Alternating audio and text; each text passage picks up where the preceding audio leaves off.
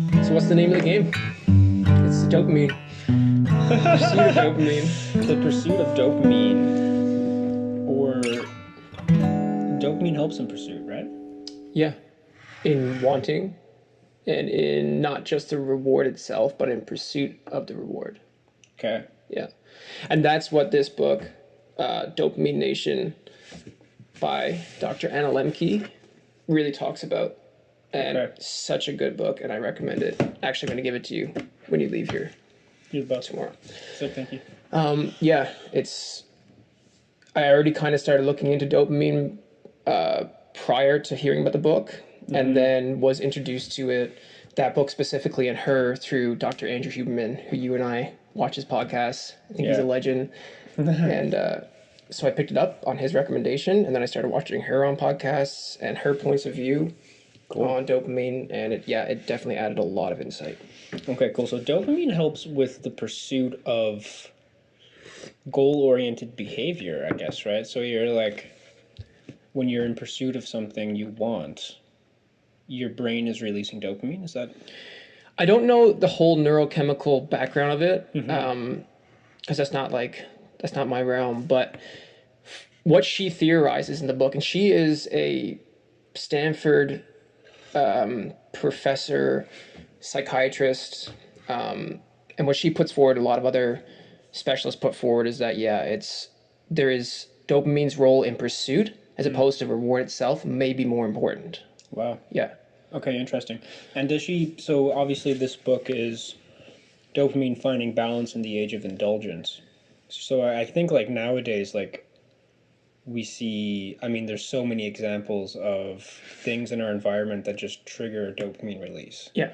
So do you think that the more of those things there are in our environment, the less uh, energy we have, I suppose, to pursue the things we actually do want? Like, do you think that, yeah, by like constantly getting dopamine hits throughout the day, we are actually left with less dopamine to pursue like big meaningful It's things? funny because I think I asked myself that question maybe subconsciously before I got the book. Okay. And that is exactly what she's talking about. Okay. These little hits of dopamine that we get from things like social media, from like chocolate or from alcohol, or from porn or from all these little things, online shopping.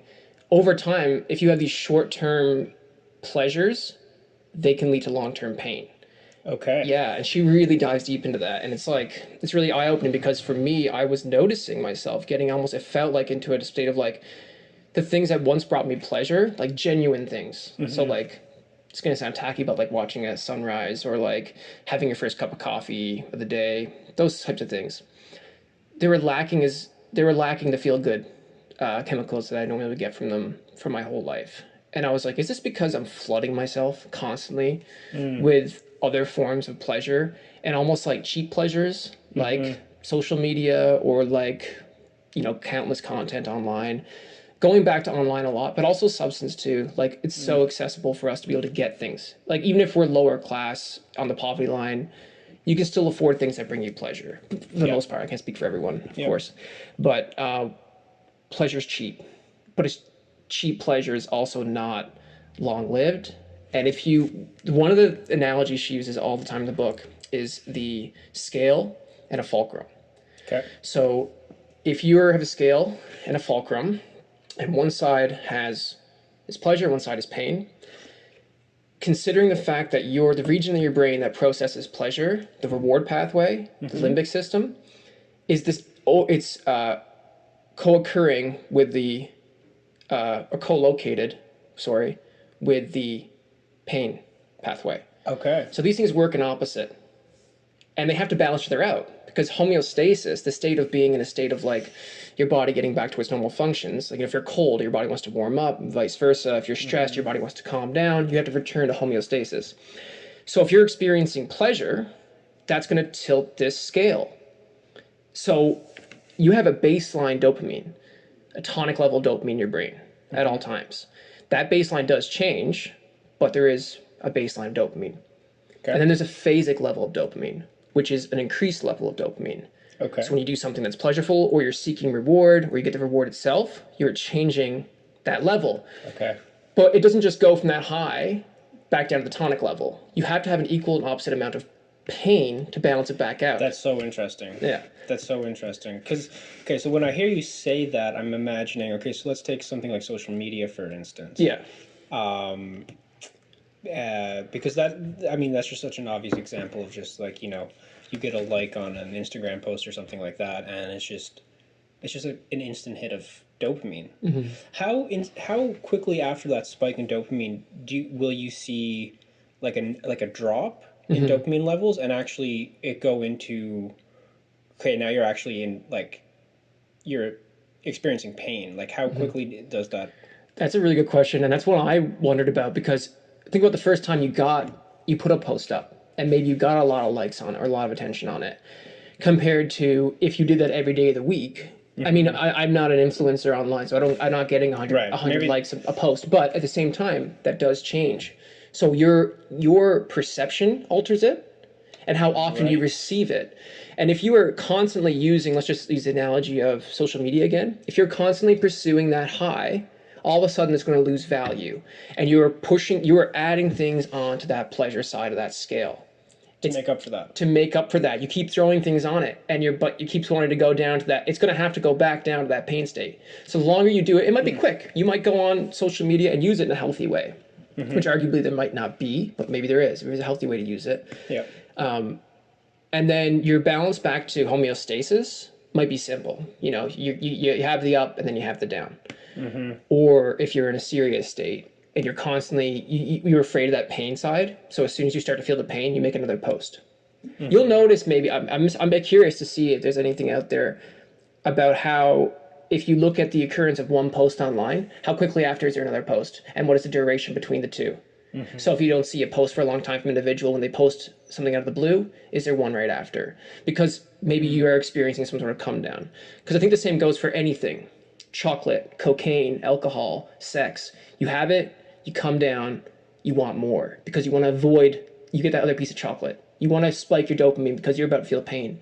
And the more you prolong it, the longer that pain's going to last after, though. Right. Interesting. Yeah. Interesting. It would be interesting to follow that through and look at social media in terms of that. I think it's tricky though, because so many people are using social media with legitimate, like, strategies in mind. So Yeah. like committing to like 4 posts a week or like 3 posts a week, that kind of thing, and like sticking to that. But that is very interesting. So what? So you mentioned there, it has how high the spike in dopamine is actually relates to your perception. I think so. I can't like say that that's for sure, but I think that it goes without saying in anecdotal evidence. If you are going after something and you receive it, whether it's super big goal or super small or super big pleasure or super small, the more often you do it, the less that effect is going to feel. Right. I could like I think about it with like the first time you have a great meal, and you go back and have it again. It might not release the same endorphins, it might not release the same amount of dopamine or other pleasure neurotransmitters or hormones. So I think there probably is work out there that's going, that maybe already has this information, but like, it's repetitive exposure to something is going to lessen your enthusiasm towards it, unless you maybe change your perception and you're able to kind of be mindful about how you're perceiving things. And that goes into a Right. different tangent, but like, I think that like it really does come down to like perspective and habits. So like, if you were drugs are kind of hard to get into, but if you were to think about using that in this type of like, in this topic, would be the first time maybe not the first time you get drunk, the first couple times. I mean, the stories, the excitement, all those things are a huge part of why you go back to it. Right. But then over time, if it becomes an issue for you, you're just going towards something that you're not perceiving it the same the first time you had it. Your perception of it is completely different, because now you have all these, first of all, habits in place where you might not even think about doing the act, you just go and do it. Right. Or like just literally the effects it has on your body, because your body's used to processing it. Same with information, not just drugs, but like first time you meet somebody, you fall in love, let's just say. It's like, that is a crazy feeling. And then that's going to lessen over time. You might still love the person, but that like first exposure to it was Yeah. like could knock you off your feet. So I think that perception does play a huge role in it. And that's why I think being mindful of your actions, if you are somebody who's prone to compulsive overconsumption, which I think we all are, and that's what she's talking about, and finding balance in the age of indulgence, that we have so many things to be to indulge in, Yeah.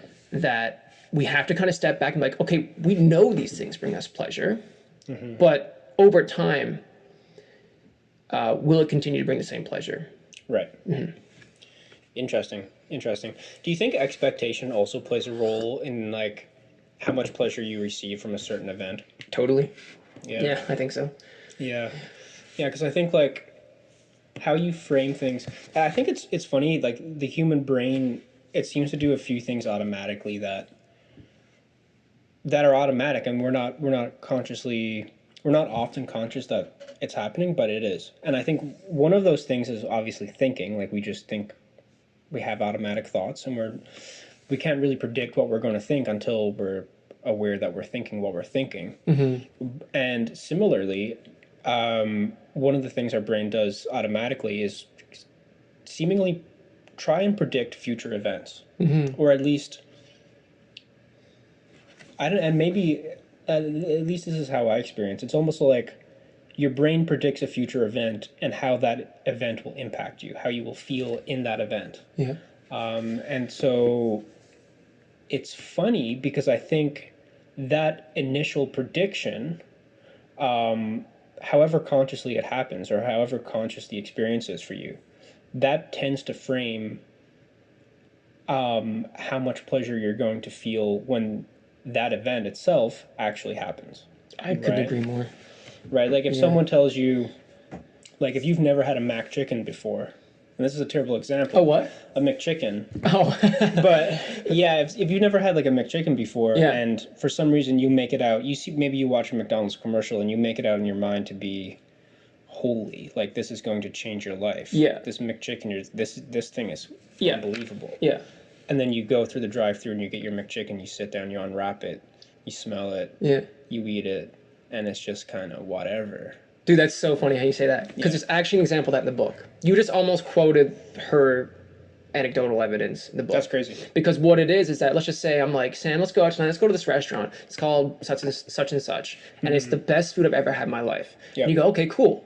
And I'm like, okay. And then for the next hour before we get there, on the drive there, getting ready to go there, I'm talking about how great it is, about the pasta that they get there, the sauce. It's all so amazing. I'm fucking just talking and talking about it, talking it up. Yep. That your expectation of it is fucking huge. You're like, this thing is going to blow my mind. Yeah. And then you go there and your expectation is so high that the actual reality of the situation is lower. Right. So I think perception is a big thing, and maybe going into situations with lower expectations can improve the experience more. And that's why I think authentic experiences are so important in human experience, because you're experiencing without anticipation so much. You're just kind of going into a blind, which can bring a lot of joy. Yeah, that's so interesting. That's so interesting. And there's a lot of to talk about there, especially in terms of anticipation. Yeah. But two things come to mind when you talk about that. One is like, in some sense, we seem knowing that now. So knowing that having a high expectation of something will actually determine your perception of it once it happens.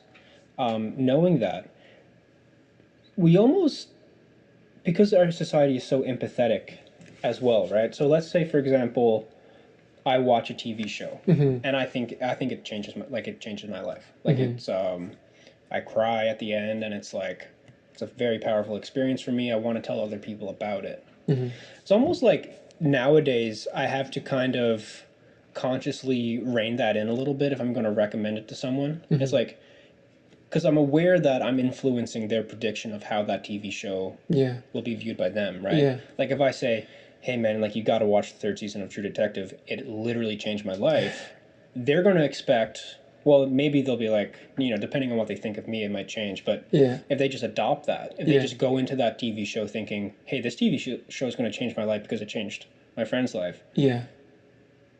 It could actually negatively impact them. Like me being enthusiastic about an experience someone else hasn't had yet might actually negatively impact how they perceive that experience themselves. I think that maybe because you're releasing dopamine and expectation, and then when you have it, you're releasing less dopamine. So dopamine is really a relative thing. so dopamine is like it's relative to your experiences prior or your expectations prior. So if you're expecting something to be really big and then you're going to release dopamine leading up to it, I don't know if it's actually the release of dopamine leading up to it, but I believe it is. So Okay. you're actually your actual release of dopamine during the reward itself is lower than the actual dopamine you're releasing on the pursuit to the reward or the expectation of the reward or the thing. So yeah, that does impact it greatly. She gets into that in the book as well, and Interesting. yeah, I think that's one of the actually bigger takeaways that I got from the book, because we've all had that experience where we recommend something and somebody has it and it's not as good as we expect it to be for them, or vice versa. We recommended something and then we do it ourselves and the experience isn't as good, and then vice versa. We're not recommended, we stumble upon something and it's an amazing experience because it's relative to your dopamine levels leading up to the experience and how you're viewing it in your mind. And that's what brings me to the thought of like the intensity of how the brain works. I mean, it's fascinating. Yeah, it's almost like a form. It's interesting. And okay, so I'd be curious, does she ever talk about, you know, philosophical or meditative ways of ensuring that your dopamine levels are as close as possible to baseline, so that no matter what novel experience you have, you will get the most out of it? That's really cool, man. I feel like you've read the book by the way you're talking. I guess you've looked into this quite a bit, but not the book, but just in No, general. I've been looking into dopamine for quite some time. I find it a very interesting topic. But no, I'd like to read the book for sure. Well, the reason why I say it is because if you're at a balance, like I mentioned the fulcrum and the scale earlier between pain and pleasure, if you can somewhat remain balanced, you're way more sensitive to both pleasure and pain because you're at balance now, as opposed to being tilted way to one side or the other, where you're kind of just like just moving through life and not experiencing it as sensitively. So you're okay. So you're as sensitive to both when balanced. Yeah, but that can also be. I mean, there's Interesting. pleasure in pain too, right? Like pain is not a negative experience solely. Like they're not mutually exclusive. If you look at pain and pleasure, they're not always mutually exclusive. And an example that would be spicy food, or like cold showers. Because with spicy food, you're enjoying it. And we were talking about this earlier during breakfast when we had some hot sauce. You could be sweating and in pain physically, but your endorphins are releasing and your pupils are dilated. You're having a good time. Yeah. Same with cold showers. Cold showers are extremely painful. It's a little bit different because I don't know if it's happening, co-occurring. But if you get a cold shower, for example, and she talks about this in the book, I think it was in the University of Prague, and it was published in the Journal of Physiology, European Journal of Physiology, if you want to look that up. It's this study on cold showers and cryotherapy, and how when you're getting this cold shower, which is obviously painful if you've ever done it, dopamine levels increasing, baseline dopamine level, not just phasic. So your baseline dopamine, the one that's always kind of going on in your body, is raising gradually, and it continues to rise hours after the shower. Now, why do you think that is? What is it about cold showers that? I think you're experiencing pain in the moment, and then you're balancing back out to pleasure after to get back to balance. That's what I think it is, and I think she actually mentions that in the book, that that's essentially what it is. That you're recoiling, and in that recoil effect, but it's So natural. you're recoiling in the moment. So even though you're experiencing pain in the moment, your dopamine levels are rising. Well, I believe they took plasma, they took blood from the individuals, and they Okay. tested the blood before and after. So I think it was like after the cold shower, plasma levels of dopamine were so it was higher, after the shower. 250% higher. And to give you an idea of how high that is, cocaine raises plasma dopamine by 225%. So cold showers raising it by 25% more. How long were they in the cold shower for? That's a great question. I don't have that information, but they're submerging into ice baths, I think, and cold showers. Yep. So like people do this all the time. And there's another, she has, this book goes back from scientific evidence to anecdotal. Since she's a psychiatrist, she talks about all of her patients with consent, obviously. She like changes names and races and stuff like that. Yep. But one of her patients, as a psychiatrist, was addicted to X drug. I forget what it was. I think it was some sort of upper though. And he discovered cold showers and essentially replaced his habit of drugs with cold showers. He ended up having his friends over, and instead of getting loaded drunk and sniffing cocaine, him and his family would, and their friends would like do like communal cold showers and like all this kind of stuff Whoa. as a substitute. And he got so into it, he was doing it twice a day, 20 minutes a day kind of thing. And your dopamine will rise after that, I think. And because your question, like, how's this happening? And is it happening at the same time?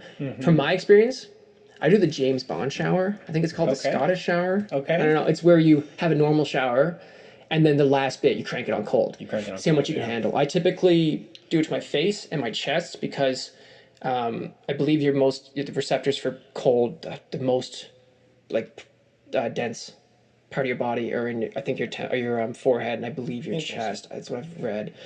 So I'm just getting it right here and right here. And it's painful. It sucks. I hate it. I don't want to do it. I don't know if I hate it. It's a strong word. Yeah. But afterwards, I feel a little bit wired. And the longer I do it for, the longer I feel decent afterwards. Interesting. Yeah.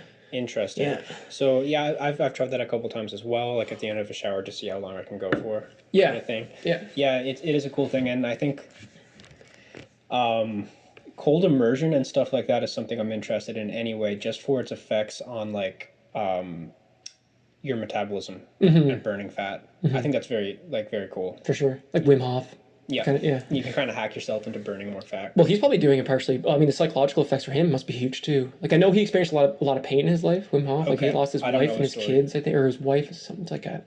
So I don't want to screw it up, but it was some kind of fatal thing happened in his life. Okay, well. And he has these philosophies that he's adopted. I don't know when or how old he was, or if it was after these tragedies that happened in his life, or he was kind of doing it before. I'm not sure. But his philosophy and perspective now is really empowering and beautiful to watch. And he does a lot of cold therapy. He does. Now, yeah. I've never really watched a whole lot of him talking about the relationship between how he acts and his philosophies and cold therapy, but I know he does it because if you watch him online, he swims underneath in the frozen lakes, and just I think every day he starts the day by jumping into freezing cold water. Yeah. Dude's an animal. It's a bit intense. Something I do want to come back there though before we move on is so this idea, this guy, he's addicted to some kind of drug and he replaces it with cold showering. Yeah. Do you think so? That's an interesting example because it kind of sets up this idea of like, do you think people with serious addictions to things that are totally unhealthy, drugs, unhealthy forms of sex, whatever it is, sugar addiction, do you think they are fated to replace that addiction? That's a fucking really good question. It might have like a tangent, long answer. Yep. So there's addiction in my family, and I believe that that addictive personality trait, though it is harmful in our current age, and again, Dr. Anna Lembke talks about this in her book, and I believe Huberman might talk about it too in some of his podcasts. The addictive personality trait, prior to substances that were harmful, drugs and alcohol, those substances, maybe not sex, but drugs and alcohol, those people who had those addictive traits, whether they're deficient in dopamine receptors, whether they have more dopamine receptors, we can get into that after. People who are addicted, if they have more, are they creating more dopamine? Do they have more receptors? Do they have less? Right. But those people might have been very valuable to the community because they're seeking out things. They're craving. They want things. Yeah. And addicts crave.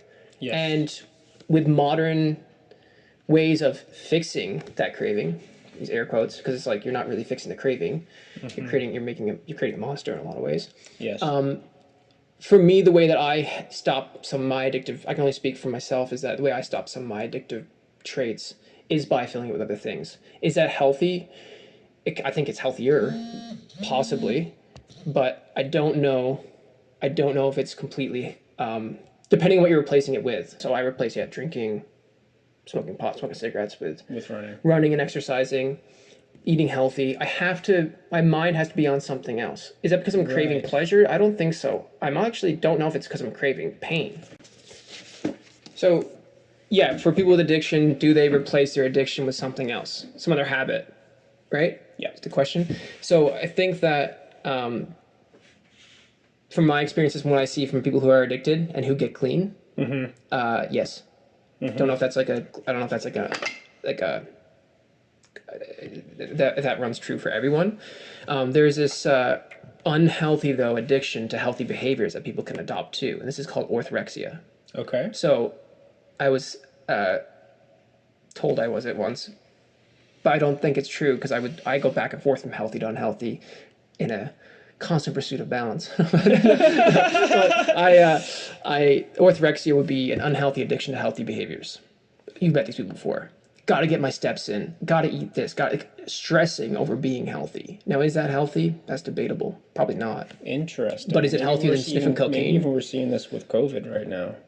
Maybe we are seeing something like that. Well, actually, I can't even really say that because, I mean, the jury's still out on whether or not the approaches we're taking of handling COVID are even helpful at all. So that's a slippery slope. That's a slippery slope right there. This is a topic for a different podcast. Yeah, for sure. Yeah.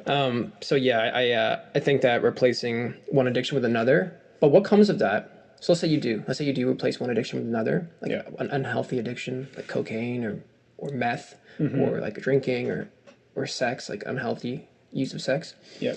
With something healthier like running or working out or meditation. Well, maybe not meditation, but working out or running or something else. You might have the realization because you're thinking clearer, because you're not filled up with drugs, that, oh, I have a problem and I need to talk about this or I need to figure this out. And that's kind of what happened with me, is that like when I was filling my time up with healthier things to kind of like get away from substance, I do have some reflection, because you're confronted with pain at that point. Like if you go on a long distance run, you're by yourself, you're running, you're going. You don't, and like you said earlier about thoughts coming in, you don't choose the thoughts coming in, but you do choose how you perceive them, or at least you can choose how to perceive them. Right. When you're drunk or when you're on drugs, from my experience, it's really hard to have metacognition. You're just in it. You're right. Yeah. Yeah, you're just in it. Yeah. I kind of want to ask you a question, if you don't mind. Yeah, for sure. You're a writer. Yeah. You're currently in the process of writing your first book, fictional book. Yeah. And I mean, I've been reading your writing not since you've started, but since you really started taking it seriously, at least, since your like post-secondary years. And I've watched you transition from just your skill, just getting better and better each year. Well, thank you. But do you use goal setting and with that dopamine in the pursuit of writing and getting your ideas and how you, not your ideas, but your, to get your ass in the chair, really? Yeah, absolutely. Absolutely. So, right, like, it's an interesting topic, because especially following what we're just talking about, because so I'll just take a step back and get into it. I was going to ask, okay, so we were talking about replacing unhealthy behaviors. Let's say your unhealthy behavior is drinking. You're going to replace it with a healthy behavior like running. So I was going to ask, I mean, I'm curious about, like, what is it about the healthy behavior? Like, what are the requirements of the healthy behavior other than that they spike dopamine for that activity to be the right activity for the individual? Do you understand what I mean? So, like, because for me, so writing, for instance, I think absolutely there is goal setting and there's dopamine involved in the day-to-day pursuit of that, like, and especially in terms of like a long-term project like a book, like, you really can't write a book in a day. It's something that you really kind of need to break down and exert some patience with. Like, you have to, you kind of have to, you have to take it day by day. Finding reasons to get down into that chair, like finding reasons to actually put the work in. Not necessarily even finding reasons to put the work in, but just being able to put the work in consistently over time. Otherwise, it will never get done. Yeah. I think the key thing there is work over time. Yeah. Right? Like, work over a serious amount of time. Yeah. But for me, writing is not something that, like, yes, obviously doing that spikes my dopamine, and there is that involved. But if I were to tell you why writing is that for me, I don't really know why. Oh, I see. You know what I mean? Like, yeah. I started doing it at a very young age. It was just one of those things that I just started doing. Like, it was weird. Like, like as a kid, like when I was in grade 1 and stuff, I'd make my own comic books and bring them into the classroom, and get my friends to like try and read them and stuff. And like, so I don't know what it was about it that initially attracted me to it. I just was attracted to it, and I began pursuing it. So, but yeah, long story short, absolutely, there is goal setting involved, especially as an adult, because there's just so many other factors at play as an adult. You know what I mean? You have to take care of yourself. You have a job that you do, or you either, maybe you don't have a job, but you want a job. Maybe you are in school or something. Like, any long-term creative project as an adult requires planning and execution, if not on a daily level, then on some sort of consistent basis. So you were saying, what's driving you besides the dopamine release to feel good about doing the actual act, and why is it different for different people? Exactly. So why is it cold showers for this guy? Yeah. You know what I mean? Like, I think, like, I know I just didn't answer this question for myself. Like I said, I don't know why it is writing for me, but that is also why it is writing for me. Like, you don't I understand what you're saying. So like, so why is it cold showers for this guy? Why is it running for you? Like, why is it, you know what I mean? Well, firstly, I think cold showers is more ubiquitous. I think that, like, it's like doing meth. And I say that because in the book she talks about meth, because meth actually releases dopamine by 1,000%. Whoa. Yeah, that's why it's so addictive. Like cocaine, 225%, sex around 100%, chocolate around 25 to 50%. Wow. Methamphetamine 1,000%. And what happens with methamphetamines is that, and I'll get back to what we're talking about in a second, but it's like there's chemicals that are actually not only increasing the amount of dopamine being released by your neurons in the synaptic cleft, so in the space between the presynaptic neuron and the postsynaptic neuron. So dopamine gets shot through and it is received through the receptors on the postsynaptic neuron. Methamphetamines increase the amount of dopamine that comes out, but they also have chemicals, which I have no idea what about. I'm not a chemist, by the way. I don't know any of these answers, but I watch YouTube videos, I read books. And these chemicals, though, also, after the dopamine is on the receptor, from what I've read, is that it actually goes back into the presynaptic neuron. So it's actually reused. But what some of the chemicals in meth does is that you have transport proteins that are on the ends of presynaptic neurons, which uptake that dopamine again. Gets blocked. So the dopamine's still in that presynaptic cleft or on the actual receptors. So if you've ever done drugs, if you've ever done stimulants, you know this feeling is that, like, it's euphoria and it's long-lived. Like, if you're ever done, like, ecstasy or MDMA or meth or whatever, you aren't just like, oh, I feel good for a split second, like you do for some other things, or for like 5 minutes. You might feel good for like 4 hours. You might feel really good for like 4 or 5 hours because your dopamine's not being taken back up and the feeling goes away. It's staying there. That's interesting. And it's also being pumped out more and more and more. So I think, but I just kind of went on a side tangent, but what brings out is the release of dopamine for you, like running or writing? Like, what else is it about the activity aside from the spike in dopamine? I think it has to just do with personality, in my opinion. I think that we all have a specific set of skills rather, when we are born, and then we obtain more through our practices. Like, if we're really diligent and we study all the way through school and we're raised to be doctors, we're probably going to become doctors. Are we going to enjoy that? Some people are going to, and some people are not. Or athletes, for that example. Are you going to have a strong build as you're born, like when you're born, muscular baby, or like are you going to have a genetic predisposition to muscle mass? Interesting. And then will you enjoy that as well? Yeah, yours is obviously writing. You were introduced. Your father's a writer. Yeah. And that's like in your life. If he wasn't a writer, would you be a writer today? I don't know. Maybe. Yeah, it's a really great point. It's kind of like that saying, you know, I think there's like a running coach or something where it's like, from the coach perspective, it's like you can make an athlete faster, you can't make them fast. Like, some people are just fast. Those are the runners, like those are the sprinters. Let's make them faster. Let's make them as fast as possible. Yeah. But that initial base, that initial genetic predisposition to something, you can't just give to someone. I have a good analogy of this. Yeah. My dad's friend would run every day at 5 o'clock in the morning. Okay. Healthy, fit guy, salt of the earth kind of fella. Yeah. And he would get up in the morning and run, ostensibly because it's healthy. And, you know, you're looking at the guy, he's a healthy guy. He runs, he plays hockey, you know, whatever. My dad walks in the office one day. He said, "What'd you do this morning?" So I went for a jog at 5 a.m. with the missus, with the lady. And he's like, how do you do that? Like, do you enjoy it? He looked at him right, my dad, right? He looked at my dad in the eyes and said, "I hate every fucking minute of it." And this guy later ended up, anyways, I won't get into that, but that's doing something that is apparently good for you.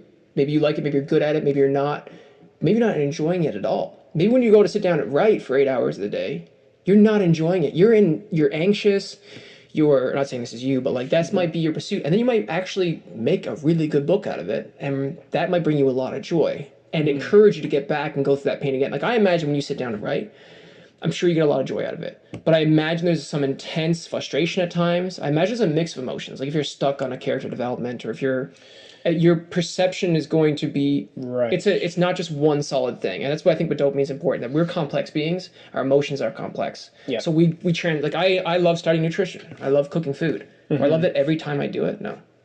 Certainly not. Yeah, that's a very good point. And I've experienced that for sure. I mean, physical exercise is like that. I mean, like, I can think about sessions at the gym or like days you go to run, and you're fighting yourself to get through it. Like, it's not a pleasurable experience to be running or to be in this moment in the workout where you're absolutely gassed out of your mind. I'll give you an example. I went to a jiu-jitsu class for the first time in 3 years a few weeks ago, and was so unbelievably gassed. Like, was probably the most gassed I've ever been in my life. It felt like, like that sport specific cardio that I had built up to some degree was completely gone. And getting back on the mats and rolling competitively just pushed me to a level where it was not fun at all. But then after having gone through that, like after the class, like when I was alone sitting in the car afterwards and in the days following, that's when I kind of felt like I got the reward. Like, oh, like I'm actually back on track in an area in my life that I actually value. And that pain was temporary and it's gone now. And it was a worthwhile experience. It was meaningful and I still learned some things. So it's the bigger picture, because it wasn't in that moment when you're at jiu-jitsu class. It wasn't necessarily like, this is the best time of my life. No, it was the opposite. Actually, it's probably quite painful and you were exhausted. Exactly, and it was challenging, and that's also something as well with all these things we're talking about: running, writing, jiu-jitsu, being in a cold shower. Yeah, they're intense to the point where you can't be anywhere else but in the present moment. that's so true. That I think hits the nail on the head, because when you're forced to be in the present moment, no one ever said the present moment's going to be good. It might be shit. Yeah. But if you're forced to be there, there's an authenticity to it. And I think we lack authenticity in 2022. Yep. And I say that because experiences, first of all, we're exposed to so much information. So that, like, to find something new is difficult, even if it's new to you. It's almost like it's almost like a hive mind lived experience. Yep. So yeah, I think it's the bigger picture of like, why am I doing this thing? Like, why am I going to jiu-jitsu and beating myself up? Well, it's because afterwards I felt a feeling of, commitment. Well, physically I felt better. There was pain in the moment, but that was, I'm reflecting on that now, and that's important. I'm reliving the experience in my brain. There's all these added levels of benefits, I think, to those experiences, lived experiences, like present moments, mindfulness, that are irreplaceable in life. Yeah, I agree. So I want to come back to something you asked me. You asked me about is dopamine involved in the writing process, and this, I think it absolutely is. And I think you mentioned something just then that I want to kind of go into, where it's like, so the processes involved in writing a book, let's say, because there are multiple different things that you kind of need to do. Like, you can't just, like, writing a book is not just writing, right? It's not just generating text. Okay. It's if you think about it, I mean, a novel is like 65,000 words long. In order to get there, people tend to differ. Some people, I think, bang out a rough draft that is shy of that word count, and then edit and revise, and through revision build more text. Yeah. Some people probably write way more than 65,000 words from the get-go and then pare all that stuff down. But long story short, as you're writing over time, you're also editing and organizing and revising and kind of thinking consciously about what you're doing, thinking consciously about the characters you're writing about, abstracting the characters from the scenes themselves, writing them on the page, doing backstory, there's a whole bunch of stuff that goes into it. And you're absolutely right. There are elements to the book writing process that are not fun at all. Yeah. And that are actually kind of feels like, wow, like I wish I didn't have to do this. Like, for example, I write longhand, and writing longhand, and I actually limit the amount of time I have to do it. So I might, first thing in the morning, just to get something done, I'll limit myself to 15 minutes of just writing pure longhand. And I'm pretty much going to write that entire 15 minutes and maybe get somewhere between like 350 to 500 words out. Okay. Okay, so That's not bad for 15 minutes, I guess. it's not bad. But so that would be one process of writing a book. Like, if you take that as a process and you do it every day, Yeah. that's your generation phase. So that process is, for me, absolutely pleasurable. I always enjoy it. It's not difficult to get me to start doing something like that. Yeah. But there are processes involved where they are painful. Now, I think in order to follow through on a project like that, in order to become consciously aware of the things that you are doing that contribute to the book in totality, that actually give you pleasure, if you're going to harness dopamine to set your goals in terms of writing, you want to find those processes that do give you pleasure and try and repeat them as consistently as possible. So for example, That's interesting. yeah, so like, and maybe even do them first. Maybe, I don't know, I'd like to get your thought on that. Yeah. So writing the book, for example, right now, I'm writing longhand, but then there has to come a time where I transcribe that longhand into the digital version, which can be edited. And that transcription process for me is often painstaking. I often don't like it. Yeah. You know what I mean? That's something I have to force myself to get through. It's the generating of the text that is easy. That comes kind of natural for me. Yeah. So it's trying to find a balance between those two things. Yeah. You know what I mean? Yeah. Not just, I mean, I could, I guess, hypothetically hire someone to transcribe it all, but it's like, I'm not going to do that. I have to do it myself. So, Yeah. you know what I mean? So it's, But there's also the reason why you do it yourself is probably because you might see something and go, hey, this is not what I want. I'm going to change this now, as opposed to somebody else doing it. You're losing one opportunity to see either a good thing or a bad thing. yeah. And I think, like, by transcribing it, you're seeing it objectively as well. You're thinking about it again. Yeah. You're being reminded of what you wrote. Yeah, because when you're writing quickly like that and you're doing it often, like if you write something, you can easily forget about it, you know? Oh, sometimes I look back at my writing, like when I do just like journaling or something. Sometimes I'm like, wow, that's nice. Sometimes I'm like, what the fuck was I saying? What's going on here? Yeah. And to get back to what you were saying about some of it being pleasurable and some of it not, I think goes back to the beginning of the conversation when we were talking about relative. So your dopamine works relative to your experiences prior. Yes. So if you're going into it and you are knowing that X is a fun part, writing longhand and just being creative and kind of just like spewing everything onto a page, your creative mind is going, you know it's a good thing. And then you also know, because you've done it before, that transcribing it onto the page, onto typing it, is not a fun thing. So you're already dreading it, and you're looking forward to things, you're already dreading them. So it really does come down to mindfulness, I think, and it really comes down to, but also not overthinking the process either, because there is beauty that comes in spontaneity. Yeah, I also think it's important. I think you're absolutely right. It comes down to mindset and your perception of these things. Something I always try to get back to is like so let's say the goal is to write a 65,000 word novel, right, in a set amount of time. Maybe you give yourself a year to do it.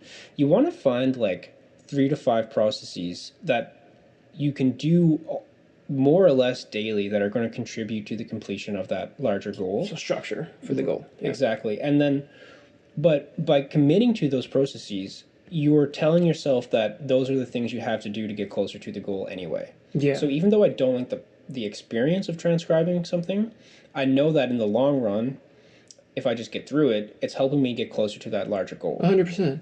Yeah. Well, it's what gets you through the hard times, and that's what dopamine. I think going into wanting versus receiving. So like the path towards getting the item itself, finishing the book, going to your publisher and getting it done. The path towards that, which seems amazing in your mind right now. I almost seen a smile come on your lips when I said publishing. Like, I think thinking about the reward itself, which is the most, finishing the race or whatever it is, gives you that feeling of like angsty jubilation. It's like you, for me at least, if I have a big run coming up and I'm like, okay, it's in a month. For that month leading up to it, I have like this feeling of like tense happiness. Like I want to get it. I'm out there running in that late at night. I'm going through getting the kilometers in, feeling motivated, doing it. And then there's the moments where you don't want to get out of bed and go after, but you do it anyway. Those actually add to your perception of yourself, how strong you are. So would you think that's an example of the pursuit of the goal being more pleasurable than the completion of the goal itself? I do think so. Because would you even do the task if it wasn't for dopamine? And there's another good study they did that she talks about in the book, and that's with mice. They genetically engineered mice. This is the whole wanting versus getting thing when dopamine is released and what dopamine is so useful for. Yeah. If you think about our human brains, like when we have the same, like our mesolimbic system is the same as reptiles. Okay. So we haven't really changed much in that stage. We've added things on our prefrontal cortex, our rational brains. That's why we can write books and have podcasts. Yeah. And fucking do some weird shit. But like, this reward system is the same. I want to eat. I want to fuck. I want to sleep. Yeah. I want to shelter. I want to reproduce. Whatever, you know what I mean. And those attributes are the same. So I think that like dopamine came really handy in saying, get up and go get it. Get up and go get it. If you're thirsty, go up and find water. If you're hungry, go up and find food. If you want to mate and have children, you need to find a mate. And how do you get a mate? Well, you make yourself available for that. And the experiment with the mice was that they genetically engineered mice so they couldn't produce dopamine. Yeah. So, which is crazy to think about in the first place. So they had these mice. Crazy. And they would starve to death, even if you put the food inches from their face. They wouldn't go up and get it. They had no drive. They would literally starve to death when you remove dopamine from their brain, genetically engineering it so they wouldn't produce dopamine. They wouldn't get food inches from their face. Yet, when they took the food and put it in their mouth, they chewed it, swallowed it, and seemed to enjoy it. So you still get the reward, and you're doing it without dopamine. You're enjoying it. Wow, okay. But you're not going to get it. Okay. I mean, I just had a weird question in my mind, and it's so general that it's not even really appropriate to ask. But I mean, like, does that describe human laziness? How so? Because maybe this is a weird definition of it or something, I'm not sure, but like, laziness to me is like the lack of drive, right? It's the lack of wanting to get up and do something meaningful, to pursue something, right? Sure. And you're just so lazy, you're just lying on the couch. But if we were lazy, even 200 years ago, or depending on your certain circumstances now. I mean, I'm in Western society. I got some white privilege. Like, I could be lazy and still make it. Yeah. But if you were lazy, in the age of the saber-toothed tiger, and you had to go collect your own food, you were done for. You didn't make it to the gene pool. Right. Your kids did. But if you can be lazy now. And yeah, I think that not having drive, and maybe because of technology, maybe because of all this like indulgence that we have, we're losing drive. We're using up our dopamine on useless things. Mm-hmm. So when it comes to meaningful things in life, the things that make you want to get up in the morning and go get it, you don't have it any longer because you've used it up on nonsense. Right. And on these things that aren't benefiting your life or making your life worth living. And there's a great definition that Dr. Andrew Huberman has for addiction, and it's the progressive narrowing of the things that bring you pleasure. And I think that can be said for a lot of things, a lot of substance and just like behaviors in our life, is that if you have an addictive personality towards that substance or that behavior, you are progressively narrowing those things, other things that bring you pleasure. And arguably what a good life is, also what Dr. Andrew Huberman says, is that possibly it's the expansion of the things that bring you pleasure. So going back to that whole balance thing, like being able to be sensitive to things that are around you. Because I find for myself, if I go a couple weeks without using these forms of dopamine, then I am more sensitive to the beauty in the world. Like, I mean, I don't know if you've ever went a couple days kind of unplugged or off of if you smoke pot or if you drink and you stop for a little bit. So you could be almost brought to tears by the beauty of the natural world and the awe of it. But if you're so consumed in technology and your face is in a laptop for 4 days in a row and you go outside, you could care less. Or maybe you're just not driven enough. Yeah, that's so interesting. That's so interesting.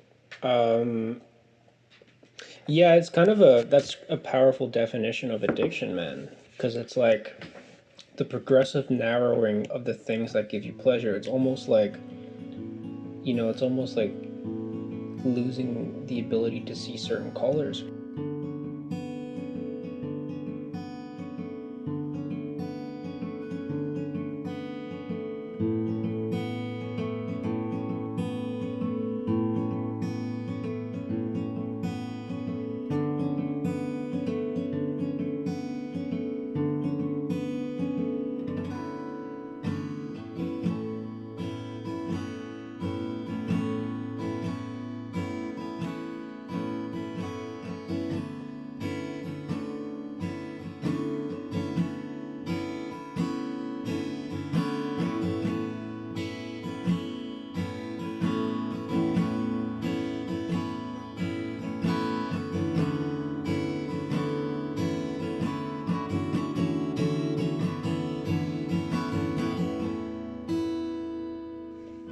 Okay, so dopamine and laziness, or dopamine and not going out and getting it.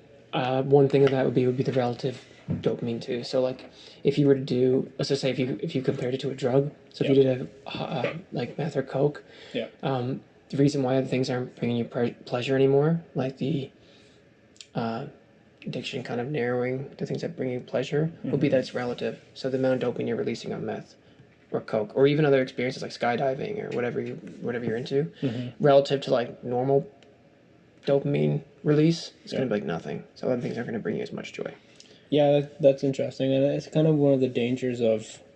It's kind of ironic, and these two ideas are not necessarily compatible in some ways, but it's like, as our home environments get safer and safer, and as the dopamine triggers in our home environments become more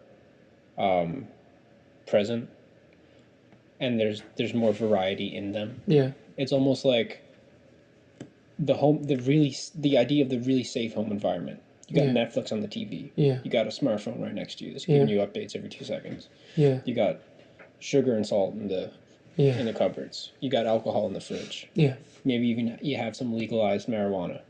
Perhaps. It's like that home environment that is supposed to be really safe and nurturing is now domesticating you.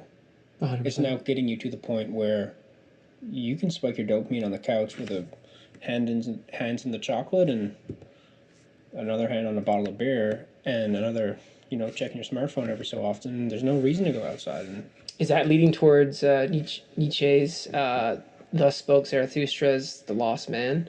Because you have the person who leaves the discomfort and finds warmth and has their little pleasures in the day and their little pleasures at night, and they don't see the great pleasures and the great wonderment of the world and where that can lead us as a civilization.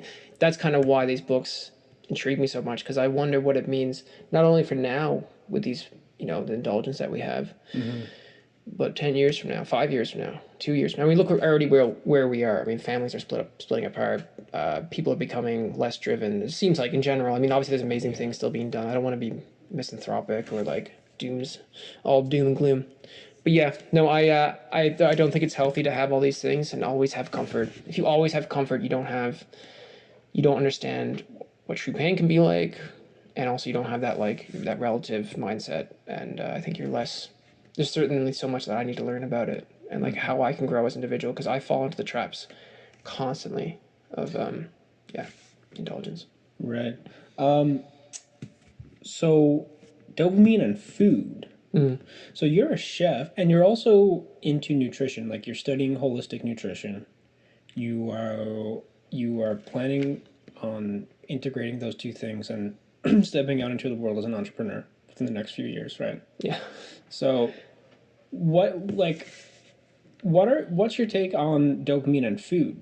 And as a nutritionist, are there certain foods that we should avoid? I love that question. Yeah. Obviously. Yeah. But yeah, so gut, first of all, which you're really interested into, like their gut microbiome, Yeah. plays a huge role in mental health.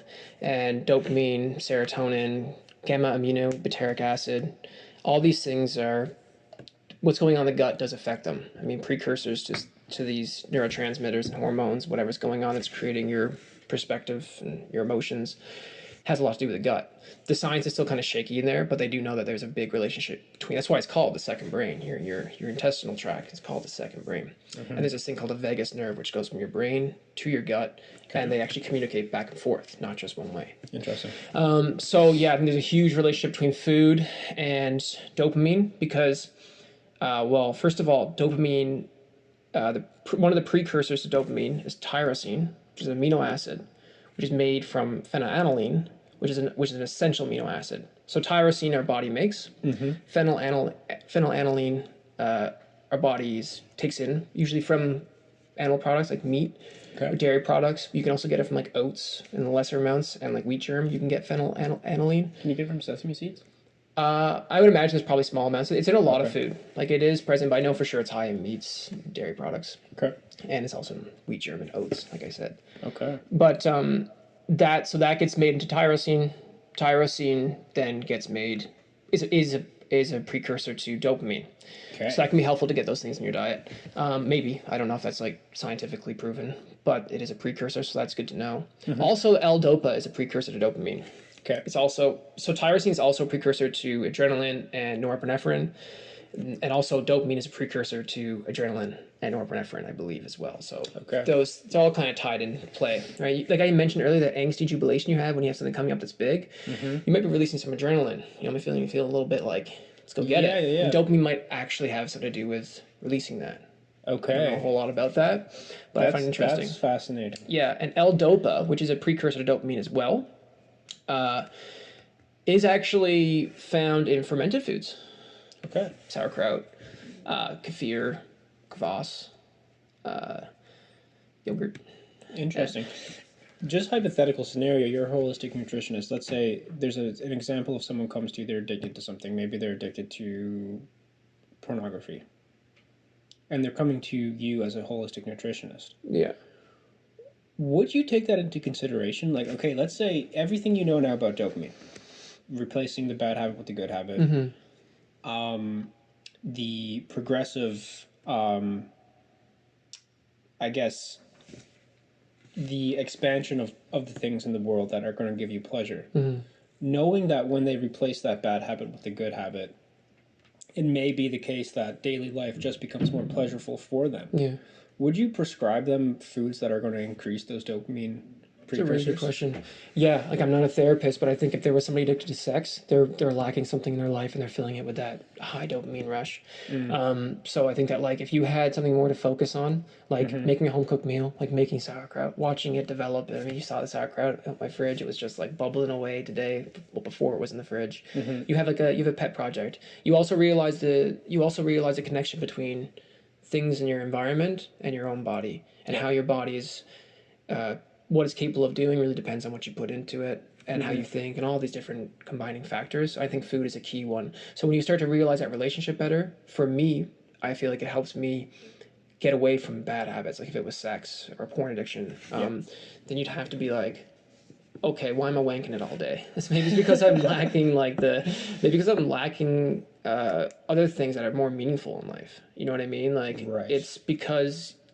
And eating food not only has a psychological effect, it has a physiological effect too. So the psychological effect would be that you're caring for something more, you're watching it grow, you're putting the work in to have a better outcome. And then the physiological effect. So that would be the psychological effect, sorry. Physiological effect would be the actual effect that like probiotics have, and they actually like probiotics will come into your gut from eating fermented foods, live bacteria, and they will release vitamins like vitamin B12, vitamin K2, which is very good for your whole body. In many ways, B vitamins are really important for mental health, for balancing yourself out. Also, they'll create, like that colony will also get rid of other bad bacteria. So if you have good bacteria living in there's no room for bad bacteria, so other things can happen that's negative, leading to leaky gut, which could lead to a plethora of autoimmune disorders and stuff like that. So yeah, I think I think food's important. I'm slowly realizing, I'm quickly realizing as I study, that it's not about food. When people come to you with, if someone's going to come to me in the future to get help for, they want to lose weight, they want to do whatever, they want to stop eating so poorly, there's always an underlying issue. Now, I'm not a therapist, so I wouldn't be able to address that completely, but I think just finding out, like, hey, there's an imbalance somewhere, and I'm using food or something else negative to deal with it. How do I fix that imbalance? Well, there's a psychological aspect to it and a physiological aspect to it, and I think taking that holistic approach is super important. Yeah, I think so too. Yeah. It's very interesting. Last question I'll ask you, and this is kind of a random question, just came to my head, but growing up, we always hear the term gateway drug. Often in reference to marijuana, you'd hear things like, before obviously pot was legal, maybe people even still say it today, but it's like, well, pot's not addictive, but it could increase the chances that you might try other drugs, which are therefore more, that are also more addictive, and you would become like a cokehead. Do you think there is such things as gateway drugs? So my experience with gateway drugs, or that the way I think about it, is that I started smoking pot when I was 12 years old. So I don't know if it made me, I was drinking before that, but I didn't know if it made me want to do other drugs, like harder drugs, which I ended up kind of getting into just experimentally. Yeah. But it introduced me to drug dealers. I mean, we didn't have pot that was sold in stores back then, so that was maybe part of it. Sorry, I should like reframe that a little bit. I guess what I'm asking is, like, in the context of, you're talking earlier about how you do something for the first time and it's a novel experience and you get that big dopamine hit. Yeah. And then slowly over time, there's a gradual phase out in terms of how high that initial dopamine spike is. So finally that's a little bit more stronger. Exactly. Yeah. So do you think dopamine or gateway drugs exist in that sense? Yes, I do. I think so. Okay. Only because of the fact that what we were just talking about for the last hour is that, like, if you're not going to have some mindfulness and some thoughts about why you keep going for that second piece of chocolate, or why you're going for that sixth beer, or whatever it is. Yeah. Unless you have some time to think about that, then you're going to keep searching for things that are going to bring you pleasure. They're almost like dopamine vines. Like, you're passing one vine off to another. Yeah. You have the chocolate, and it's a decent amount of dopamine, but when that dopamine level starts to come down, you're looking for the next thing, you're looking for the next vine to swing yourself across, and you grab the chocolate cake. Yep, and I think that pot can be a gateway drug in that way, and anything can, because though it might not actually have like a physical way of doing that. Maybe look at pot now compared to what it was even 10 years ago. You can get crazy shatter that has like super high THC, and the pot that our parents smoked in the 70s, that was, on the weekends they'd have, and it wasn't the same effect.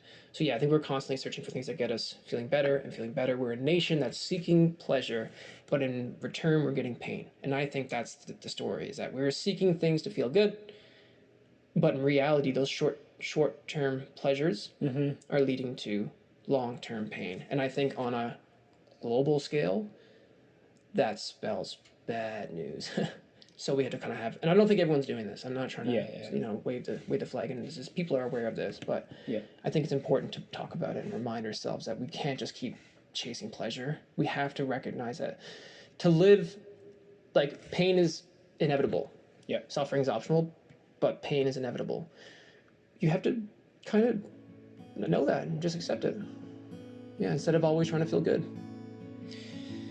So interesting, man, and such a good statement to end on, I feel like. Cool. For sure. It's so fun talking to you, man. Yeah, as always. It's a good time.